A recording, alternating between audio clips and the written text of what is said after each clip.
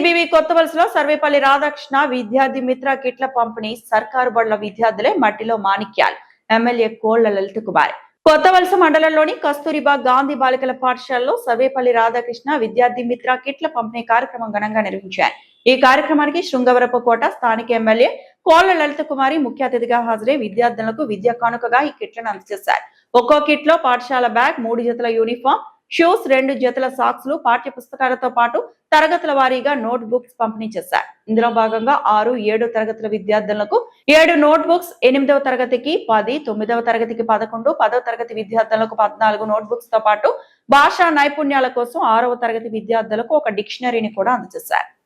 మనం మహాత్మా గాంధీ జ్యోతిబాయి పూలే కూడా ఒక శాంక్షన్ తీసుకొచ్చాను, ఒక స్కూల్ కమ్ కాలేజ్. ఈ ఇయర్ స్టేట్ లో 6 కాలేజీలకు పర్మిషన్ ఇస్తే అందులో మన కాన్స్టిట్యున్సీ కూడా కాలేజ్ పర్మిషన్ వచ్చింది. ఓకేనా? Inter BiPC and MPC 80 members.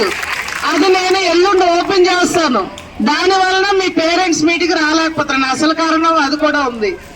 ఓకేనా తల్లి? రంగాపురంలో జ్యోతిబాయి పూలే ఇంటర్మీడియట్ కొబ్బరికాయ కొడుతున్నాను. ఓకేనా? Thank you.